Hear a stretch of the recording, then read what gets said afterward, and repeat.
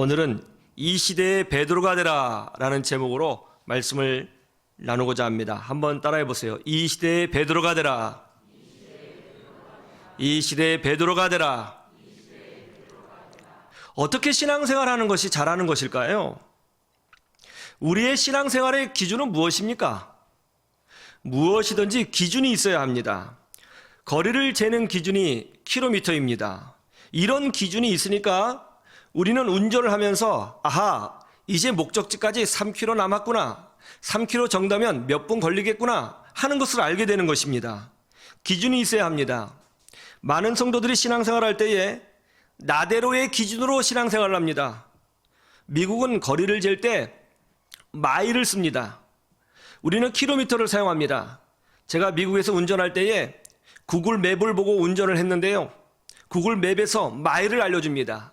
이제 몇 마일 남았습니다. 얼마나 혼동이 됐는지 모릅니다. 거리 감각이 느껴지지 않아서 몇 번이나 잘못된 길로 들어갔습니다. 기준이 다르면 혼란스럽습니다. 신앙생활도 마찬가지입니다. 나대로의 기준으로 신앙생활하면 결국 혼란스러워지고 열매를 맺지 못하게 되는 것입니다. 어떻게 신앙생활하는 것이 잘하는 것일까요? 지금은 위기의 시대이죠. 코로나 사태의 시대입니다. 영적으로 혼란스러운 시대입니다. 비대면으로 예배를 하고 비대면으로 신방을 하고 비대면으로 자녀의 신앙교육을 해야 되는 시기입니다. 영적 위기의 시기이죠. 이 시대 속에서 우리는 어떻게 신앙생활을 해야 되는 것입니까? 베드로처럼 하면 되는 것입니다. 예수님께서 제자들에게 말씀하십니다. 너희들이 다 나를 버리고 도망가리라. 흩어지게 될 것이다. 그러자 베드로가 큰 소리로 말합니다. 다른 제자들이 다 주님을 버릴지라도 저는 절대로 주님을 버리지 않겠습니다. 그때 주님께서 뭐라고 말씀하셨어요? 네가 오늘 이 밤 닭이 2번 울기 전에 나를 3번 부인하게 될 것이다. 그러자 또 베드로가 대답합니다. 아닙니다. 제가 주님과 죽을지언정 절대로 저는 주님을 배신하지 않겠습니다.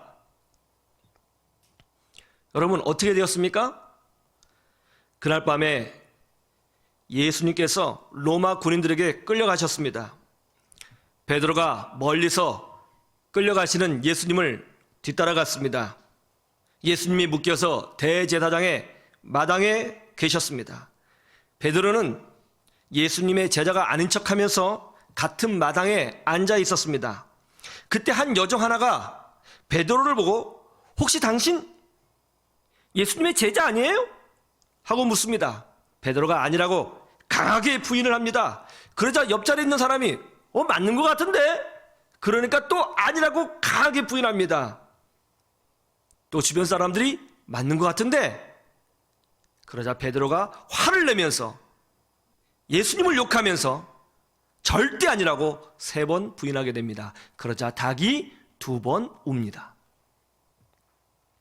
베드로는 충격을 받았습니다. 그런 모든 것을 포기하고 갈릴리로 내려갔습니다. 예수님이 부활하셨습니다. 부활하신 예수님은 제일 먼저 베드로를 찾아가셨습니다. 그리고 낙심한 베드로를 위로하십니다. 네가 나를 사랑하느냐? 예, 주님. 제가 주님을 사랑하는 줄 주께서 아십니다. 내 양을 먹이라. 베드로는 다시 회복되었고 오히려 이전보다 더 강력한 영적 리더십을 확보하게 됩니다. 그리고 초대교회 거장이 되었습니다. 예수님의 수제자로 인정받았습니다. 그의 말 한마디가 초대교회 전체를 좌지우지할 정도의 강력한 영적 리더가 되었습니다. 베드로에 관한 성경 구절을 읽어보면 놀라운 것이 나옵니다. 성경 어디를 살펴봐도 예수님을 모른다고 부인한 베드로를 나쁜 사람으로, 죄역 죄인으로, 큰 실수를 한 사람으로 몰아붙이는 구절이 한 구절도 없다는 겁니다. 오히려 주님은 그런 베드로를 품어주시고 안아주십니다. 그리고 그 부족한 베드로를 세워주시려고 하셨다는 것입니다. 왜 예수님은 자신을 부인한 베드로를 아끼시고 끝까지 그를 붙잡아 주시며 그가 성공적인 인생을 살도록 만들어 주셨을까요? 왜 예수님이 베드로를 놓치지 않고 끝까지 붙잡아 주신 겁니까? 저는 그 이유가 베드로의 진심 때문이라고 생각합니다. 지금 베드로가 저는 절대로 주님을 부인하지 않겠습니다, 이렇게 말을 할 때에 그 말은 진심이었습니다. 베드로가 그냥 한 말이 아닙니다. 정말 그런 마음을 가지고 있었던 거예요. 베드로는 진심으로 예수님을 사랑했습니다. 비록 베드로에게 다혈질적인 기질이 있지만 또 실수를 많이 하는 사람이기도 하지만 베드로의 마음은 항상 진심이었던 겁니다. 바로 이 마음, 이 진심, 주님은 그것을 귀하게 보신 겁니다. 그 마음만 있으면 되는 것입니다. 그래서 우리 주님이 실패한 베드로를 다시 찾아가 주셨고 위로하셨고 격려하셨고 세워주셨고 성공적인 믿음의 영웅으로 만들어 주신 겁니다.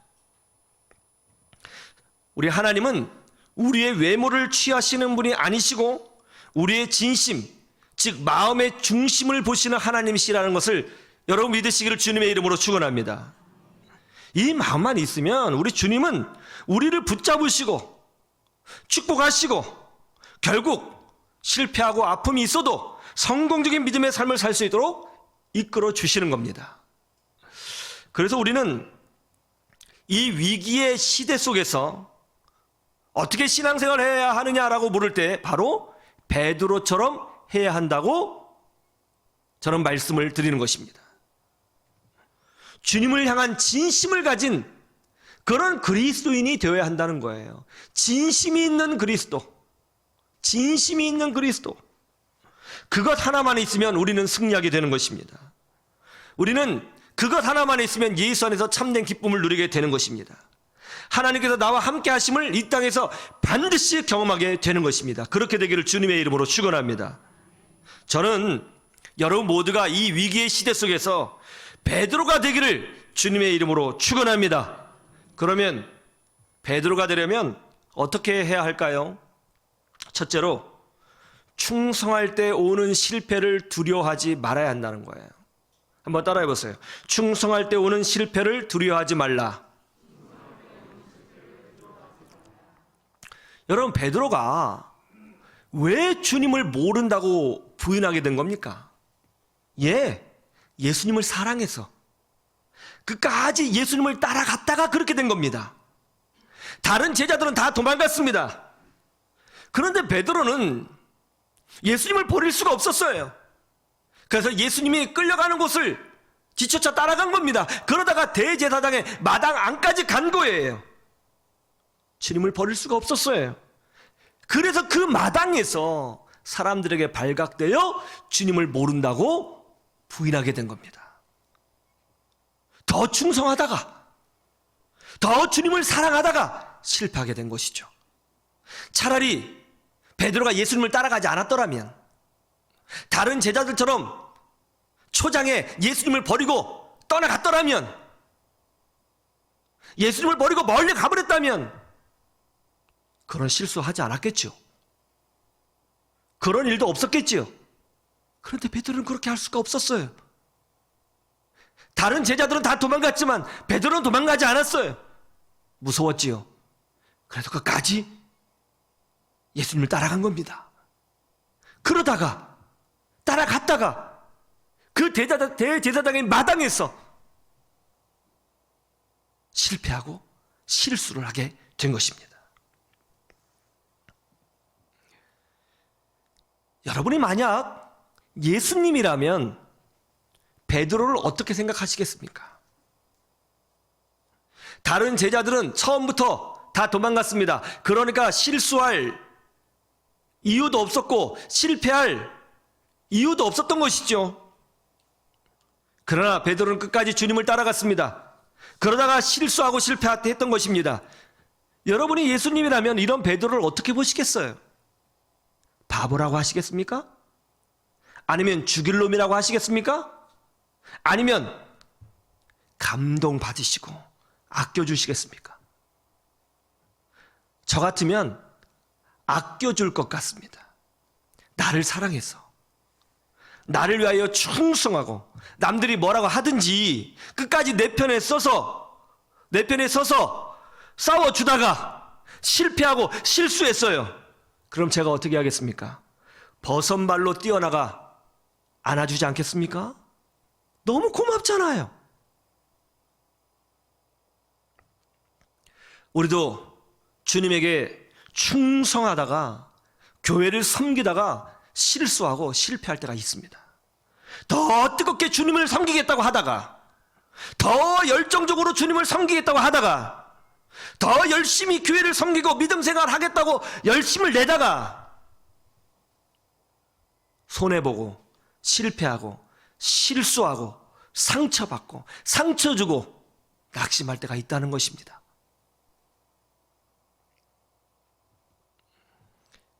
충성하려고 하다가 실수하고 충성하려고 하다가 실패할 때가 있습니다. 오히려 충성하지 않으면, 오히려 봉사하지 않으면, 오히려 신경 쓰지 않으면 상처도 없고 실패도 없고 실수도 없을 겁니다. 그런데 교회를 사랑해서, 주의 종을 아껴서, 주님을 사랑해서 충성하다가 열정을 내다가 상처받고 실수하고 실패하는 겁니다. 그런데 우리 주님은 이것을 귀하게 보신다는 거예요. 그것을 기억해 주신다는 것입니다. 많은 사람들이 주님께 충성하다가 상처받고 교회를 사랑하다가 실수합니다. 그래서 마음속으로 다짐해요. 야, 이게 뭐냐? 이제 앞으로 신앙생활 할 때 너무 깊이 들어가지 말자. 적당히 주일만 지키고 적당히 11조하고 적당히 신앙생활 하자. 그게 속 편하다. 예, 맞아요. 그게 속 편합니다. 제일 좋은 방법이에요. 왜 미쳤다고 베드로가 예수님 끝까지 쫓아간 겁니까? 바보같이. 그냥 초장에 도망갔으면 실수할 이유도 없었잖아요. 왜 끝까지 쫓아가다가, 그것도 다른 것도 아니라 대제사장의 마당 안까지 쫓아가가지고 그런 낭패를 당하는 겁니까? 차라리 가지 말지. 그런데 우리 주님의 입장에서는 어때요? 그게 고마운 거예요. 그렇게 해준 베드로가 고마운 겁니다. 주님께 충성하다가 실수했어요? 실패했습니까? 교회와 주의 종들을 아껴서 사랑하고 열정을 내서 섬기다가 상처받았습니까? 낙심했습니까? 잘하신 겁니다. 아주 잘하신 거예요. 우리 주님께서 베드로를 끝까지 기억해 주시고 붙잡아 주신 것 같이 여러분도 그렇게 붙잡아 주실 겁니다. 베드로는 충성하다가 실수했습니다. 그래서 우리 주님이 그를 초대교회 거장으로 세워 주시고 리더로 회복시켜 주시고 더 높여 주시고 축복해 주시고 그의 말 한마디로 영적 권세가 나타나도록 만들어 주신 것입니다. 충성할 때 오는 실패 때문에, 아픔 때문에 두려워하지 마십시오. 더 적극적으로 믿음으로 전진하십시오. 그래서 이 시대의 베드로가 되시기를 주님의 이름으로 축원합니다. 축원합니다. 두 번째, 적극적으로 사랑과 열정을 표현해야 된다는 거예요. 한번 따라해 보세요. 적극적으로 사랑과 열정을 표현하라. 여러분, 베드로와 다른 제자의 다른 특징이 뭐라고 생각하십니까? 그것은 바로 표현에 있습니다. 베드로는 주님을 향한 믿음, 주님을 향한 열정, 주님을 향한 사랑, 그 소망, 이런 것들을 거침없이 표현하는 사람이었습니다. 하루는 예수님께서 바다 위를 걸어서 제자들에게 오셨습니다. 제자들이 배를 타고 갈릴리 바다를 건너가는데 엄청난 풍랑이 일었습니다. 제자들이 이겨낼 수가 없었습니다. 그때 예수님이 물 위를 걸어서 제자들에게 오시는 거예요. 제자들은 그 모습을 보고 너무나도 놀랐습니다. 그때 베드로가 예수님에게 큰 소리로 간청합니다. 주님, 저도 주님처럼 좀 걷게 좀 해주세요. 그러자 주님이 오라 명하십니다. 베드로가 용기를 내서 배 밖으로 나갔습니다. 물 위에 섰습니다. 웬일이에요? 가라앉지 않는 거예요. 용기를 내서 베드로도 물 위를 걸었습니다. 그런데 큰 파도가 갑자기 오는 거예요. 그 파도를 보고 무서웠어요. 하는데 베드로가 가라앉는 겁니다. 베드로가 또 소리를 칩니다. 주님, 저를 구원해 주세요. 그러자 주님이 즉시 손을 내밀어 베드로의 손을 잡아줬어요. 그때 우리 주님이 이렇게 말씀하시죠. 어찌하여 두려워하였느냐. 제자들 중에서 유일하게 물 위를 걸어본 사람은 베드로밖에 없습니다. 성경학자들은 이 풍랑이 인생의 고난을 비유한다고 말합니다. 대부분의 성경학자들의 의견이 일치합니다. 인생의 고난에 침몰되지 않는 비결이 뭔가? 바로 물 위를 걷는 거예요. 어떻게 물 위를 걸어요? 믿음으로 행할 때입니다. 그리고 주님을 향하여 나도 주님처럼 걷게 하여 주옵소서 이렇게 표현할 때입니다. 그러나 세상을 보고 다시 두려워합니다. 그러면 침몰합니다. 우리는 믿음으로 간구하고 적극적으로 표현해서 물 위를 걸어야 합니다. 그렇게 되기를 축복합니다. 베드로는 적극적으로 사랑을 표현한 사람이었어요. 주님은 그런 표현들을 귀하게 여기셨어요. 믿음은 표현하는 겁니다. 사랑은 표현하는 것입니다. 아합 왕 때에 북이스라엘에 흉년이 들었습니다. 많은 사람들이 기근으로 죽었습니다. 그때 엘리야 선지자가 시돈 땅, 즉 이방인의 땅인 사르밧에 들어갔습니다. 거기서 한 과부를 만났습니다. 그 과부는 나뭇가지를 줍고 있었습니다. 엘리야 선지자가 그 여인에게 음식을 차려오라고 명합니다. 그러자 그 여인이 집에는 마지막 쌀이 있는데 이 나뭇가지로 마지막 쌀을 가지고 밥을 지어서 아들과 먹은 후에 굶어 죽게 되면 죽으리라 하면서 살겠다고, 그런 상황이라고, 그런 처지라고 이야기를 해줍니다. 참 안타까운 상황이죠. 마지막 쌀. 그런데 엘리야 선지자가 과도한 요구를 합니다. 그럴지라도 내게 음식을 차려오시오. 그러자 그 여인이 순종합니다. 어떤 일이 벌어졌어요? 하나님이 그 여인을 축복해 주셔서 쌀통에 쌀이 떨어지지 아니하고 기름병에 기름이 떨어지지 아니하는 놀랍고 희한한 기적을 그 여인에게 베풀어 주셨습니다. 성경에 보면 축복을 하시기 전에 무엇인가를 요구하는 장면들이 자주 등장합니다. 이삭이 아들 에서를 축복하기 전에 에서에게 사냥을 해서 요리를 하여 음식을 만들어 내게 대접하라고 요구합니다.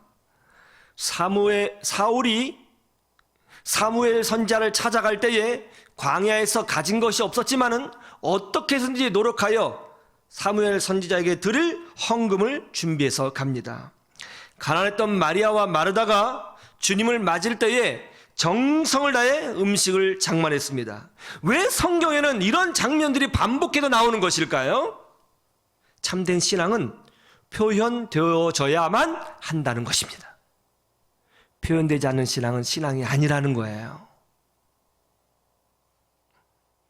베드로는 그걸 잘한 사람입니다. 그런 베드로를 주님이 아끼신 겁니다. 실수해도 끝까지 찾아가서 세우시고 놀랍게 축복해 주신 것입니다. 여러분, 우리도 이 시대의 베드로가 되어야 될 줄로 믿습니다. 하나님을 향한 여러분의 믿음, 신앙, 사랑, 충성 적극적으로 표현하셔야 합니다. 그리고 기쁨으로 주님을 섬기시기를 바랍니다.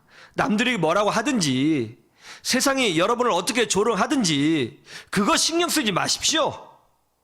저 세상 사람들이 우리에게 천국을 주는 것이 아닙니다. 저 사람들이 우리에게 영생을 주는 것이 아닙니다. 저 사람들이 우리의 모든 허물과 죄를 가려주는 것 아닙니다. 저 세상이 나와 우리 자녀와 우리의 가문을 축복의 가문으로 바꿔주는 것 아닙니다. 하나님이 하시는 줄로 믿습니다. 적극적으로 사랑과 열정을 표현해서 이 시대의 베드로가 되시기를 주님의 이름으로 축원합니다. 세 번째, 나의 실수가 간증이 되게 하라입니다. 한번 따라해 보세요. 나의 실수가 간증이 되게 하라. 베드로가 예수님을 모른다고 부인한 사건은 놀랍게도 사복음서 모두 기록되어 있습니다. 아니, 이게 무슨 자랑이라고 주님을 부인한 장면을 하나도 빠지지 않고 다 기록한 것입니까? 특별히 마가복음은 베드로 복음이라고 하는 별명이 있어요. 즉 베드로의 제자였던 마가가 베드로의 가르침 속에서 마가복음을 기록했기 때문에 이 마가복음을 베드로 복음이라고 불러요. 별명이에요. 그러면 베드로 입장을 생각해 보세요. 큰 실수했잖아요. 그러면 다른 복음서는 몰라도 자기의 직속 제자인 마가가 마가복음을 기록할 때는 자신의 실수를 가리는 것이 좋지 않겠습니까? 그런데 왜 마가복음에서조차 베드로의 실수를 하나도 빠짐없이 다 기록하고 있는 것일까요? 베드로는 이것을 수치라고 생각하지 않고 오히려 하나님의 은혜요, 예수님의 사랑을 드러내는 사건이라고 자랑하고 싶은 겁니다. 초대교회 당시 베드로는 초대교회 대표 리더였습니다. 영적으로 보면 아주 높은 분이었어요. 베드로의 말 한마디가 교회 전체를 움직였습니다. 교회 역사를 좌지우지했습니다. 사도행전 10장에 보면 로마의 백부장 고넬료가 베드로를 맞이하는 장면이 나옵니다. 어떻게 맞이합니까? 로마의 백부장, 로마의 엘리트였던 고넬료가 베드로를 맞이할 때 예수님을 맞이하듯이, 하나님을 맞이하듯이 경건하게 맞이해요. 그만큼 베드로는 대단한 사람으로 소문나 있었던 사람이에요. 사도행전 15장에 보면 베드로가 얼마나 발언권이 강한 리더인지 확인할 수 있습니다. 사람들은 그런 베드로를 보면서 저분은 완벽했기 때문에 우리 주님이 저렇게 세워주셨을 거야. 저분은 신앙도 좋고 흔들림이 없고 영적으로 깨어있고 정말 큰 능력을 받았기 때문에 주님이 저렇게 세워주셨을 거야. 그렇게 생각을 했을 겁니다. 그런데 베드로 사도가 간증합니다. 아닙니다, 여러분. 저도 실수가 많은 죄인이었습니다. 저는 주님을 3번이나 모른다고 부인한 사람이었습니다. 사람들이 깜짝 놀라는 거예요. 그러면서 이렇게 고백을 하는 겁니다.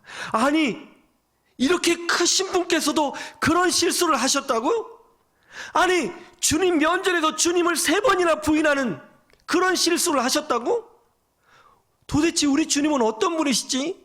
이런 큰 실수를 하신 분도 우리 주님은 포기하지 아니하시고, 이렇게 큰 실수를 하신 분도 우리 주님께서 끝까지 붙잡으시고 용서하시고 품어주시고 이렇게 만들어 주셨다고? 도대체 우리 주님의 은혜는 얼마나 큰 것인가? 우리 주님의 사랑은 얼마나 대단한가? 아, 정말 베드로를 보면 우리 주님이 얼마나 놀라우신 분이신지 알 수가 있을 것 같아. 나 역시 주님을 섬기다 실수해도 우리 주님께서 끝까지 나와 함께 해주시겠구나. 내가 섬기는 우리 하나님은 이렇게 좋으신 분이시구나. 은혜의 주님이시구나. 그렇게 간증하는 거예요.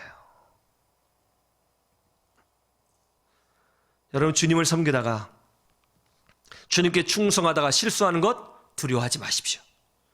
오히려 나의 약함을 자랑하고 고백하십시오. 그러면 그런 나를 세우시고 그런 실수 덩어리인 나를 품으시고, 그럼에도 나를 통해서 하나님의 일을 행하시고, 그럼에도 나를 통해서 우리 자녀를 축복하시고 가정을 세우시고, 그럼에도 불구하고 나를 통해서 교회를 세우시고, 그럼에도 불구하고 나를 통해서 하나님의 영광을 드러내시는 하나님을 경험하시고, 그 경험을 여러분의 간증거리로 만드시기를 주님의 이름으로 축원합니다. 그러면 사람들이 여러분을 통해서 은혜를 받고, 사람들이 여러분을 통해서 하나님을 보게 되는 것입니다. 나의 약함을 자랑하는 이 시대의 베드로가 되시기를 주님의 이름으로 축원합니다. 오늘은 위기의 시대입니다. 이 위기의 시대에 베드로처럼 다른 사람들은 다 주님을 버릴지라도 저는 절대로 주님을 버리지 않겠습니다, 이렇게 진심을 다해 외칠 수 있는 사람을 우리 주님은 찾고 계시는 겁니다. 잘해서가 아닙니다. 완벽해서가 아닙니다. 실수가 없어서가 아닙니다. 깨끗해서가 아닙니다. 진심이 있는 사람을 우리 주님이 찾고 계시는 겁니다. 중요한 건 이겁니다. 진심으로 교회를 사랑하고 말씀을 사모하고 하나님을 사모하고 있는가? 어떤 환경에서든지 어떤 유혹이 있든지 오직 예수 그리스도 편에 서서 주를 위하여 싸우고 있는가? 이것만 있으면 되는 겁니다. 그러면 우리 주님이 나를 기억해 주실 것입니다. 회복시켜 주실 것입니다. 축복하여 주실 것입니다. 충성할 때 실수할 수 있습니다. 두려워하지 마시고 믿음으로 전진하십시오. 이 시대의 베드로가 되십시오. 그래서 믿음으로 승리하는 축복된 주의 백성들로 다 서시기를 주님의 이름으로 축원합니다. 축원합니다. 할렐루야.